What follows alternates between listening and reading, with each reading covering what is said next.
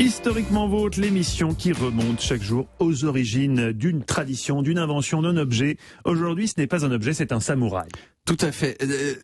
Visuellement, je crois que les samouraïs traditionnels en armure, je crois que c'est vraiment un des trucs les plus cool du monde. Ils sont vraiment super bien réussis. J'en ai amené un ici pour que vous puissiez le voir, puis peut-être me le montrer à la caméra. Je trouve qu'ils sont beaucoup plus réussis, surtout que et plus imposants que nos chevaliers à nous du Moyen Âge, vous voyez. Notamment, je ne sais pas si vous êtes d'accord, parce qu'ils sont vachement moins engoncés.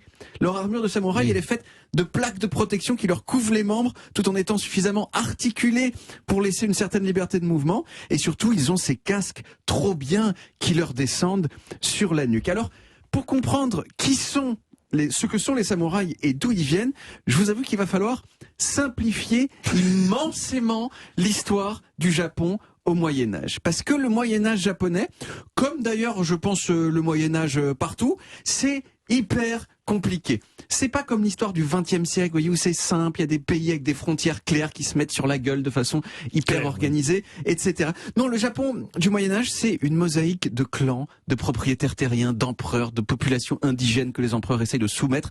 C'est chaud.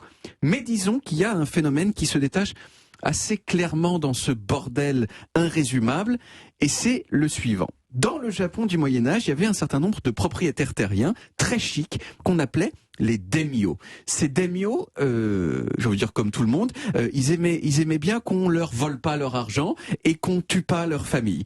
Et donc, ils ont commencé à faire appel pour leur protection à des mecs super forts à la bagarre, des guerriers privés, si vous voulez, guerriers qui ont pris le nom de samouraïs. Et ces guerriers, au bout d'un moment, ils se sont dit: attends, mais on a grave de points communs entre nous, en fait.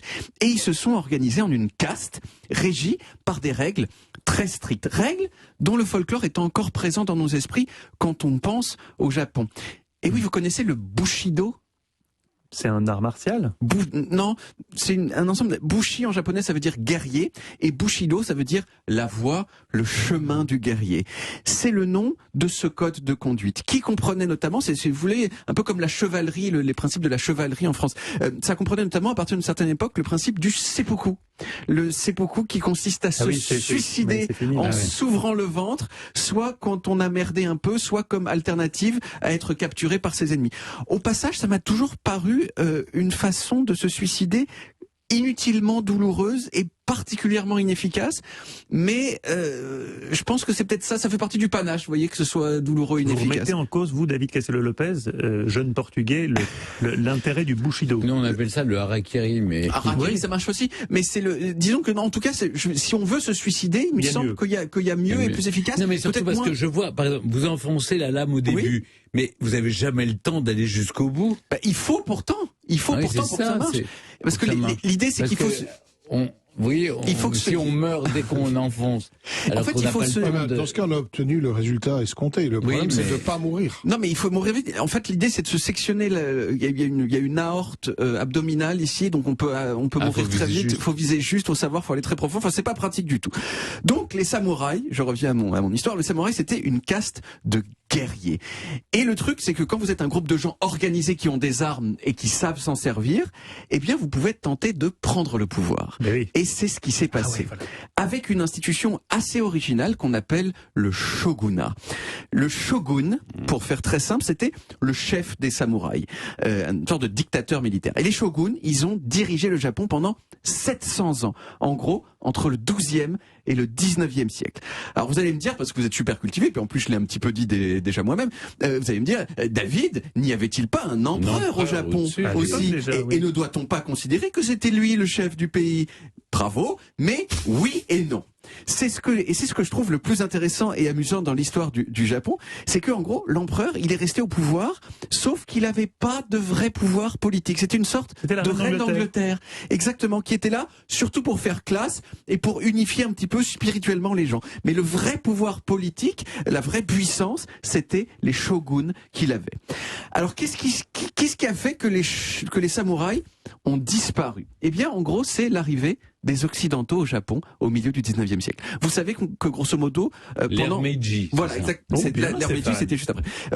En gros, pendant 250 ans, le Japon a interdit à peu près à tous les étrangers de poser le pied sur le pays. Personne, à part un petit groupe de Hollandais au sud. Mais à partir du milieu du 19e siècle, cette attitude, elle s'est heurtée à la volonté des Occidentaux de faire du commerce avec le Japon. Et en gros, il y a eu des dissensions entre différents groupes de samouraïs sur l'attitude à adopter face aux Occidentaux. Et finalement, il y a un groupe de samouraïs dissidents qui ont pris les armes, ils ont gagné, ils ont mis fin au shogunat et ils ont rétabli l'empereur dans la fonction de pouvoir suprême qu'il avait plus depuis 700 ans. Et 13 ans plus tard, coup de grâce, les samouraïs, ils ont perdu le droit de porter leur sabre. Et donc, ils ont cessé d'être samouraïs. Ils n'existent plus aujourd'hui. Il reste aujourd'hui leur armure très très cool, armure tellement cool que c'est un casque de samouraï qui a directement inspiré quoi ? Goldorak. Le casque qui a inspiré le casque de Dark J'ai cru que Vador. c'était une blague maintenant. Non, c'était... J'ai cru au trait d'esprit. Mais non, il a vraiment dit Goldorak en voyant Dark Vador. Peut-être Goldorak aussi, en tout cas, garde Dark Vador de façon... C'est un truc... C'est Dark Vador, mais j'ai pensé à Mais Goldorak. Stéphane, attendez, Oui. on s'en fout du temps.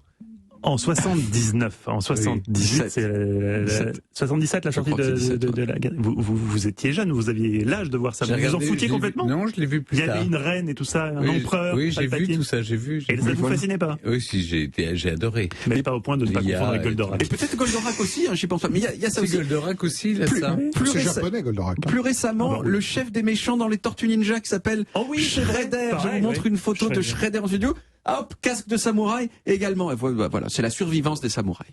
Et il y a eu des bons films aussi sur les samouraïs. Mais oui, il y a eu Ronin. Oui, il y a, Je sais pas si c'est un bon film, mais moi j'avais il y a eu le dernier samouraï Le aussi, dernier qui Le samouraï. dernier samouraï. bien sûr. qui raconte Ça, c'est formidable. cette dernière ressucée du samouraïsme en 1867. je crois. C'est un samouraï. des ressucés du samouraïsme. On a vraiment Merci. entendu des expressions Oui. étonnantes aujourd'hui. Étonnante, oui. Merci beaucoup, David. On retrouve les origines en podcast sur toutes les applis audio et en vidéo sur YouTube et Dailymotion et évidemment sur le site europe1.fr.